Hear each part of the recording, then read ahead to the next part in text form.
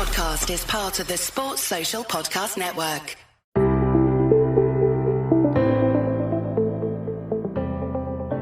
Hi and welcome to the Paddock and the Pavilion with me, your host, Stephen Wallace. The 100 is back this week for the third season, with the first game due to feature the Trent Rockets against the Southern Brave.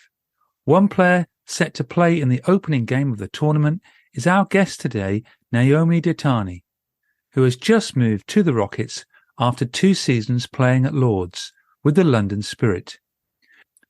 The British South Asian all-rounder, who has moved around a lot during her cricket career, both domestically and internationally, gives her thoughts on the challenges those moves have made to her cricketing development. Rosa Simpkin of Rosa Talks Ball, a recent guest on the Paddock and the Pavilion, also joins us to select her winner of the tournament. Check out her surprising choice. But let's catch up with Naomi to find out who she would like to bat with if she could choose anyone in history, as well as finding out how excited she is to be playing in the third season of the 100. Hello, Naomi. How are you? Yeah, I'm good, thanks. How are you? Yeah, I'm good, thank you. I'm looking forward to our chat. And before we talk about the 100 and much more, how has the season been going with you at Northwest Thunder? Yeah, it's been going really well. Obviously, a new team up north and a lot of changes up there. But I've really enjoyed being part of the squad and then all the success that's come our way, reaching their first ever T20 finals day, which is really special to be a part of. And my personal first finals day in the T20 comp in the Charlotte Edwards Cup. So yeah, really enjoying playing up north, and the girls are great, and the coaching staff and everything to go with it. Being at Old Trafford is pretty cool as well. So you settled in as a Londoner up north then? Yeah, I think so. I think I get called posh sometimes up there. But yeah, definitely the most South person in the team, I think, over there. So yeah, I'm still understanding everyone's different accents from where they come from. And what's it been like playing with people like Emma Lamb, Sophie Eccleston? You've been opening the batting with Emma Lamb. Yeah, Lammy's been great. It's been really cool to open the batting with her, and I think we get on really well as an opening pair and kind of complement each other really well. And yeah, so like being amongst Sophie Eccleston and Kate Cross as well, really world-class bowlers.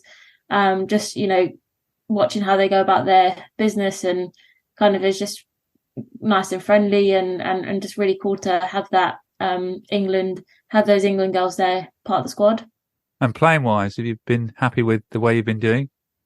Yeah, I think it's obviously taken maybe a few games to settle. But yeah, really happy, especially as we've got a really clear bowling role in this team, and I feel like I've been doing really well with the ball in hand, and yeah, just long may it continue. So do you prefer to open? I've noticed you've moved down to number 3 at times. You'd rather open than bat number 3, or? I think it's varied. I've batted in positions 1 to 7 in my career, so I think as a batter I'm quite adaptable. I don't mind opening, don't mind being at 3, and then occasionally in the T20s I was also batting at 5, 6 or floating around. So I think that's a massive strength of mine, to just be able to adapt to different situations and play what's in front of me. Well, with the bowling, you're always in the game, aren't you?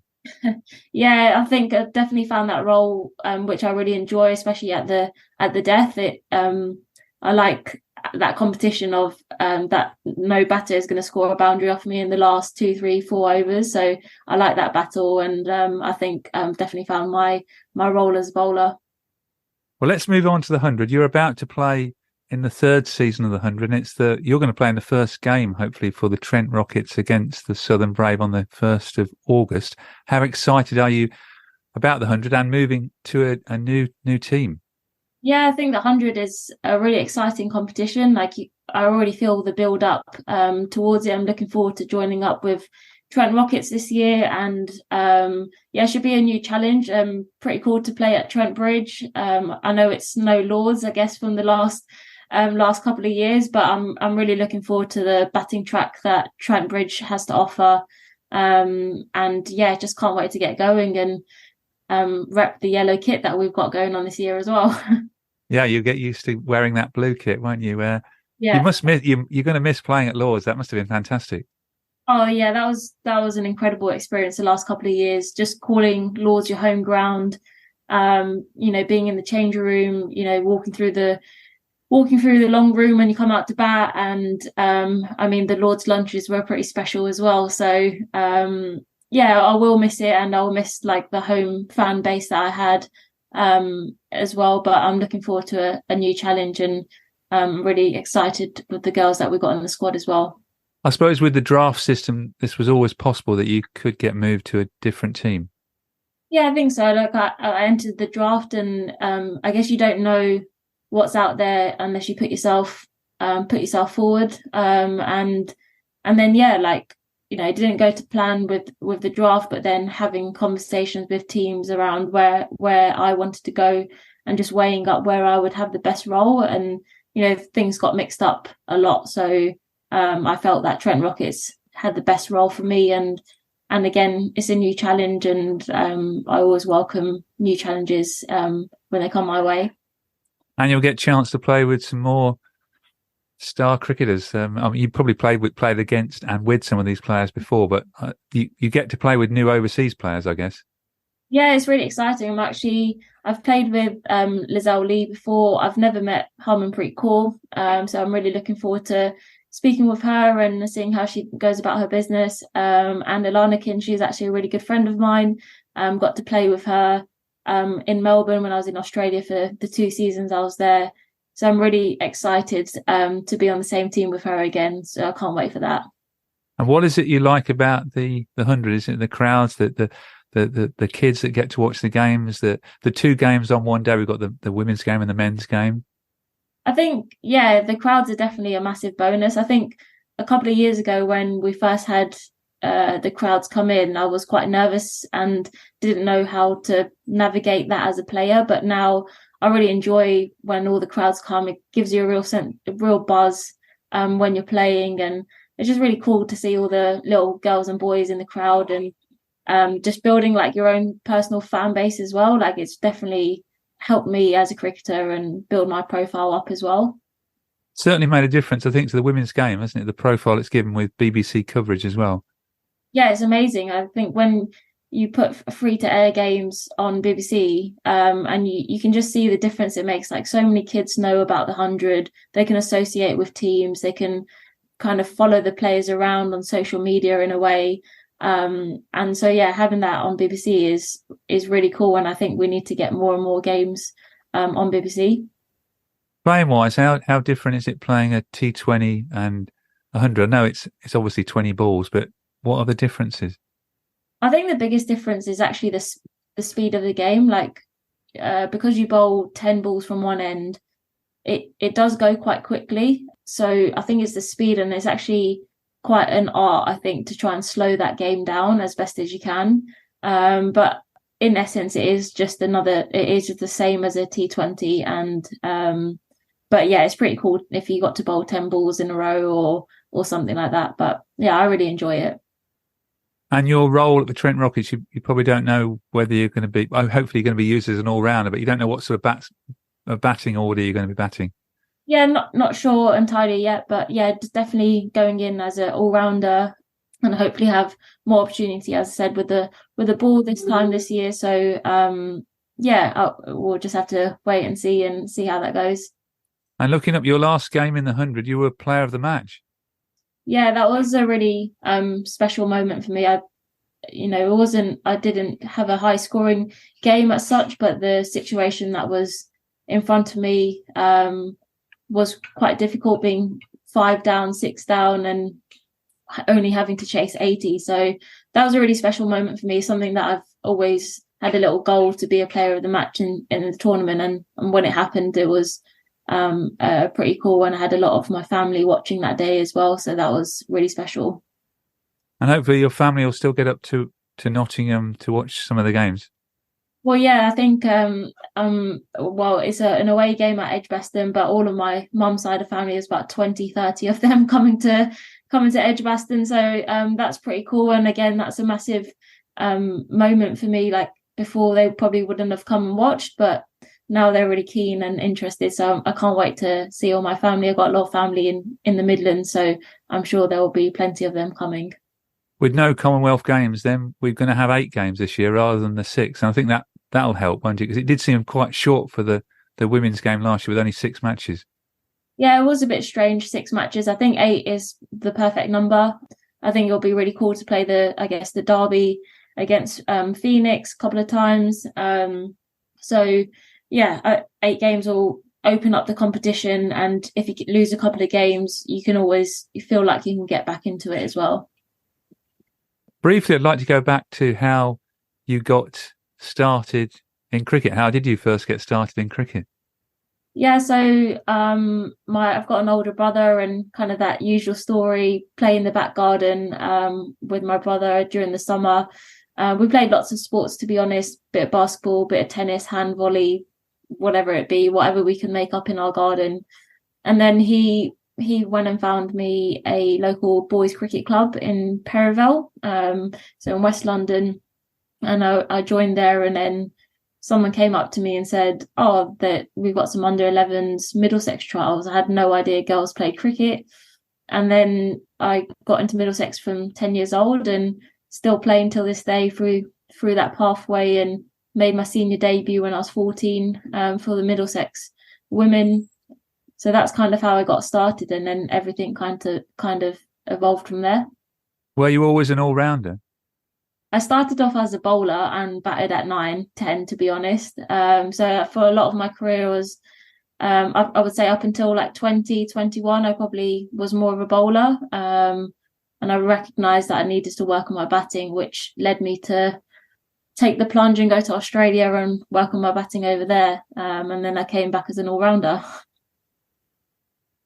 We mentioned off air that you've moved about with teams quite a lot. Surrey Stars, Western Storm, Northwest Thunder, Sunrisers, London Spirit, Trent Rockets. You've certainly moved about a bit. When did, as a young cricketer, was there a moment when you wanted to be a professional cricketer, or did that really come when you got your contract in 2020? I think when I was around like 15, 16, I was involved in some like junior England pathways, and I kind of got a real sense of like what the standard was. And at the time, playing for England was the only route to professionalism. So I had that has always been my goal and has always been my dream to play for England. But I guess I had to study and stuff in between to make sure I had a plan B. And as I said, when I went to Australia when I was 21, when I finished university, and I said I'm going to dedicate 100% of my time to training and to seeing what my potential has to offer. And then again, we had no idea that it was going to be professional in 2020. So when that came about, especially as that was the COVID year, it was a real surprise. I was unemployed. I had nothing coming in. So for me, that was a real blessing in disguise during a year that was, I guess, really difficult for a lot of people. Does a contract then bring pressure and in other ways help as well? Yeah, I think initially you get labelled as a professional cricketer, and then everyone assumes that you just know what to do straight away. So there was a lot of pressure, I put on myself, and I was like, I'm a professional cricketer. I should be doing X, Y, Z. I should be scoring runs, taking wickets, and all of that. But actually, cutting myself a little bit of slack. I probably only today feel like I'm a genuine professional cricketer. Does everything off the field in terms of recovery, in terms of mindset, and everything that goes along with it. So. And to know that it's okay if you don't score runs or don't take wickets. Every game doesn't feel like a high pressure game anymore. Whereas maybe when I started, it felt like a lot of pressure, and I felt a lot more people had eyes on you because of that label. Well, that can easily happen in a T20 game, can't it? Because you're facing the situation when you go in. Yeah, exactly. People are watching. People are watching what you do all the time, and I guess you've got to get good at ignoring all of that and concentrating on the ball that's coming down at you when you're batting, or concentrating on the ball that you're going to bowl, and everything else you can worry about later. You've got to play the game that's in front of you. And I suppose with contracts, you can have a contract, but they're not necessarily long term in years, are they? No, I think initially when we started, they were 1 year contracts. Last year that changed, and there was the option to have a 2 year contract, and in some cases, some girls have got a 3 year contract, depending on where they are. So that brings a lot more security and a lot more ease with where your future is at, maybe at a team. So I think that's only going to move forward. I think we'll start seeing longer term contracts, 3-4 years, which will be amazing for the game. But preparation wise, being a professional cricketer must help with fitness and that sort of thing. Yeah, I mean, before I was a pro, I was, working around 25 hours a week coaching, and I would equally fit about 15 to 20 hours of training on top of that. So now I don't have to coach. I can actually recover, do my fitness, concentrate on nutrition, and actually recover. I'm very bad at sitting still and doing nothing. So it's kind of forced me to do that, and especially up north, I've learned that lesson big time. Being able to switch off away from training. You talked about your move across to Australia to play a winter of cricket. I think you also went to Melbourne. I think you've been to Perth as well, haven't you? How much of an effect did they have on your cricketing career and development?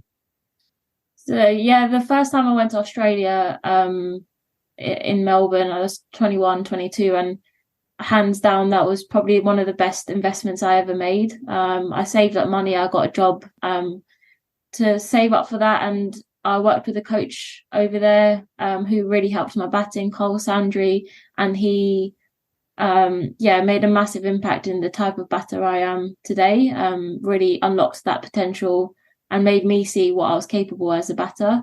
And so that was a really great investment, and I have so many fond. I got to travel around Melbourne, Australia as well, and meet lots of cool people and places and things like that. So that had a massive impact on my career, and that was a pretty much whirlwind year where I came back, having just batted at 9 the year before, came back into a new English season, and we had a new coach at the time, and he said there was an opening batting spot available, and I said I would really like to do it. Took it, and then the rest is history in a way. I'm now considered as a top order batter, which is I have a lot to thank for to Paran Cricket Club in Melbourne in that first year. How tough was the cricket in Australia? Yeah, it was pretty tough. I think the club structure is really competitive. At that time, I would say the club structure could have rivaled with our county structure around 6-7 years ago. So it was really competitive, and especially when all the state girls were around, it was even more competitive. So I actually learned a lot about what the next level was, and what I had to do. So yeah, competitive, and I would recommend anyone going to Australia to go and experience that as well. And did it help you as a person as well? Obviously having to live over there as well for quite a long period. Yeah, 6-7 months was quite a long time away from home. I know I had been to uni for 3 years before that, but this was obviously a million miles away. And it was the first time I'd gotten a plane by myself as well. So that was pretty scary, going all the way to Australia by myself. But I'm quite an independent person, so I'm quite streetwise. So it was. I learned a lot about myself in terms of what I like to enjoy, what I like to do for fun, how to have downtime. I started reading a lot more books, going for walks, going for runs, and just got to understand myself better as I started to travel around the country as well. So it was a really important trip, and I'm really glad I done it at that time. I saw your YouTube video with the dog as well. Yeah, that was in Perth. I actually had a really big fear of dogs, and when the club told me that I was staying with this couple who's got a Labrador, his name was Lou, and they were like, "Will you be okay?" I was like, "Oh, I'm just gonna have to go for it." And he was the cutest thing ever. I absolutely loved my time with him, and that was quite fun. So yeah. So you've got no fear of dogs anymore? No, not anymore. I've done a Trent Rockets appearance with Dogs Trust, which was pretty cool as well. So, yeah, no fears of dogs anymore. We mentioned about all the moves you've made in cricket.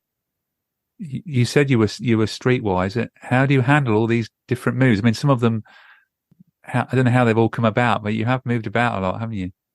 Yeah, I've moved about a lot. I think early on during the Kia Super League, I mean, that was just, I guess, how things happened at that time. And then, yeah, this year, with the move to Thunder and then moving from Spirit to Trent Rockets, and then I've travelled to Australia, India, Dubai, South Africa, like all these places. I don't know. As I said, I'm quite independent, and I've always welcomed, like, if something was uncomfortable, then I'd rather step into it. And kind of, I don't want to finish my career with what ifs or having any regrets. So I'd rather give it my 100% to see what happens. And if it didn't work out, at least I know that I tried. And I made that promise to myself when I went to Australia the first time to kind of give 100% to cricket, to get as much out of it as I can. And I'm still kind of living by that. And in terms of handling it, I think it has been difficult. I won't lie. Like, being up in Thunder, away from my family and away from my boyfriend as well, has been quite difficult. And again, I've had to learn a little bit more about myself, how to handle social situations, how to kind of switch off, how to manage my time, and how to work with coaches, work with players in terms of being flexible and kind of building up a trust with those people around me. I think once I do that, I think I can navigate situations quite well, and I think I'm quite good with people. So in terms of building trust and communicating, so I think that's a massive skill to have if you do move around, and just being open and honest with people around you. Oh, thanks for that. And as a British South Asian, did you face challenges, and have you faced challenges throughout your career? I think this, like, I always find this a tricky conversation because, I probably only realised in the last 2-3 years the kind of, maybe, like, all the things that were against me growing up as a female South Asian who comes from a state school. Like, realistically, I had no right to become a professional cricketer, but I have. And I guess that goes, for me, I think that's because of the personality I have, and I guess the resilience I have. I don't really pay attention to certain things that are, as I said, if a challenge comes my way, I'm going to try and overcome it. So yeah, I think there have been challenges, I guess, but also I find my platform that I have today really exciting, and, like, I just want to be out there trying to inspire many more South Asian girls to take up the sport, to take up any professional sport, to be honest, and just create a bigger opportunity for them. And if they can see me playing, then I hope that they can dream of playing a professional sport one day. Are there more British South Asians now coming through the system? Yeah, I think so. I think I can only really speak from, I guess, like a London point of view, Middlesex, having been around coaching in different clubs and county pathways. There's definitely a high percentage of South Asian girls playing the sport. I think the biggest challenge is the education around them going to the next level, and that goes with their parents and the communities around it, and making sure county pathways and schools all align in helping them as best as they can through maybe those years 14, 15, 16. That's probably the really crucial age, not just as a South Asian, but as any female athlete. So yeah, there's definitely more coming through, and I just hope we keep them in the game and kind of help them when things get tough. And what's your feeling on the growth of women's sport? It seems to be going through the roof now. Yeah, it's rocketed big time. I think there's just so much more on TV. There's so much visibility in the media. There's so many more opportunities that are being created. I mean, there's is pretty significant. There's a documentary on Netflix called Game On that a lady named Sue Antis made. Having a documentary on women's sport that is on Netflix is pretty a big deal. So I'd encourage anyone to go and watch it. It's pretty cool. And yeah, that's just going into the mainstream. So lots more people are going to see it and see what happens in the game. So it's pretty cool. And I think everyone's just riding the wave and trying to keep making it better and better as the years go on. Not just cricket, but the Lionesses winning the Euros seem to be a massive thing for women's sport.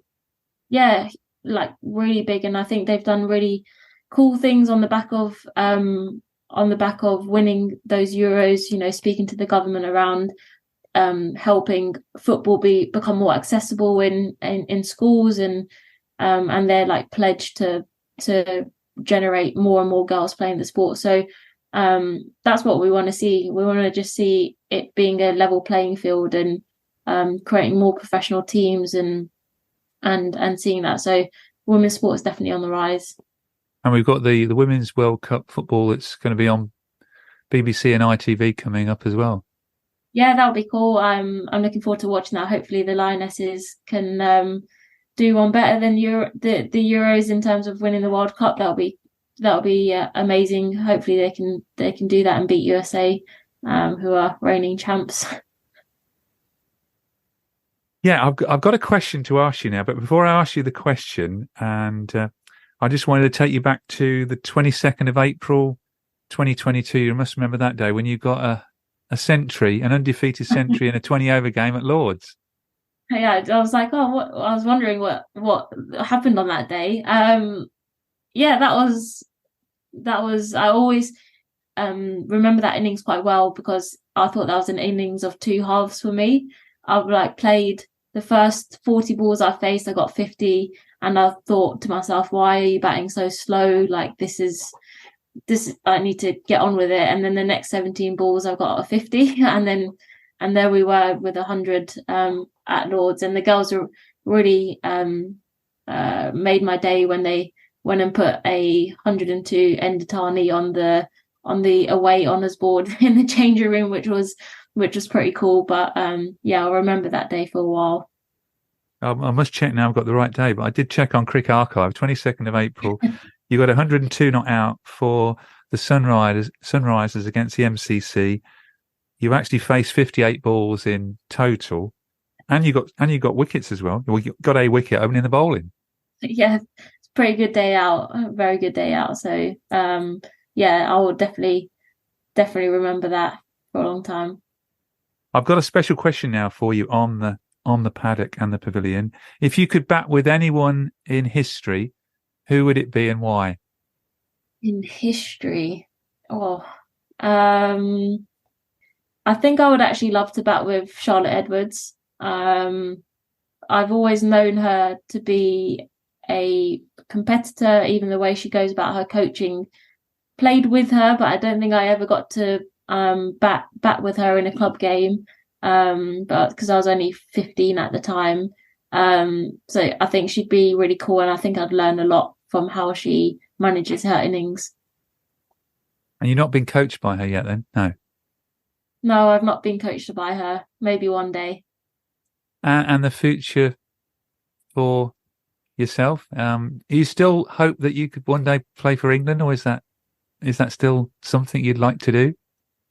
Yeah, I mean, I'd love to play for England. As I said, it's always been a goal to get there, and I think for me now, I just kind of try and play to the best of my potential. And if that leads to playing for England and getting an opportunity, then I would obviously welcome that with open arms. But I just want to enjoy my cricket and if I leave the sport knowing that I've achieved my potential, I'd be I'd be very happy, and I am confident that if I show that, then that should get into England. But as I said, I just want to enjoy the journey and enjoy the process of getting to my potential.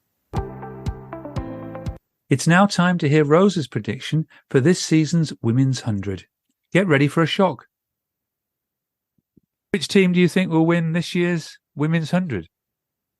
Anyone who knows me knows I like making really bold and unlikely predictions. So here we go. As ridiculous as it may sound after their form in the first couple of years, I honestly think Welsh Fire have a chance this year. I think they've got a really good group of players together. I mean, they've got the likes of Sophia Dunkley, they've got Tammy Beaumont, they've got Hayley Matthews, they've got Shabnam Ishmael. And then they've also got domestic talents such as Sarah Bryce, Claire Nichols and Alex Hartley. So I think that in previous years, they haven't had a great balance within their squad. They've been really strong in certain areas and much weaker in others. But they're much more balanced this year. So I genuinely think that if they get their heads together, they could go far. Oh, I wasn't expecting that. So it's not going to be a repeat final again this year between the Oval Invincibles and the Southern Brave. We've had that for 2 years running. We have, and I have to say it has been a little bit frustrating that it's been the same final 2 years in a row. But I don't think we'll see it again. I think the draft has given the other teams more of an opportunity to bag the big players. Because if you're Alyssa Healy coming over, you're going to want to go to a team who's been doing well. You know, you're probably not going to want to go to London Spirit or Welsh Fire as your first choice because they haven't been performing. But the draft aspect has meant that they can grab these players and it creates a lot more balance. So I don't think we will see Oval Invincibles win again. At least I hope we don't. And for listeners, are there any players we should look out for? I mean, are people, players that played for like the England women's under-19 side, some people like that? I think definitely Davina Perrin is a good one to look out for. 16 years old. She had a great season last year, has had a good one this year. And I think she actually has a chance to play this year in this Phoenix side. Sophia Smale as well, young spinner from Western Sports Storm. And then in terms of some regional cricket talent, the likes of Emily Arlott, who was third highest wicket taker last year, but probably didn't have enough said about her. And Grace Potts as well. I think she's been phenomenal this season. Her economy rates have been unbelievable, and she's also been taking wickets. So it'd be really interesting to see how she does for the Rockets this year. So, but you're going for the Welsh Fire? Yes, I am. And I'm hoping I don't regret saying that. Any final thoughts on this year's 100, which is going to start, as I said earlier, on the 1st of August? I'm really excited to play with Trent Rockets. They went to the finals last year, so hopefully we can do one better and actually win the 100. And I'm really excited to get going. And I can't wait to be in that bubble and experience all the highs and lows that go with it. Well, it's a fabulous place to play cricket at Trent Bridge. Not quite Lords, but still a major test ground. Yeah, it'll be a cool place. And as I said, it's a very good batting wicket. So hopefully score plenty of runs out there. Yeah, well, I hope it goes like it did your last game in the 100 when you were player of the match. Yeah, fingers crossed. Feel in a lot better place than I did last year. So I'm hoping for good things this year. Well, thank you very much, Naomi, for joining me on the Paddock and the Pavilion. Thank you. It was a real pleasure of having me on. Thank you. Thank you. Sports Social Podcast Network.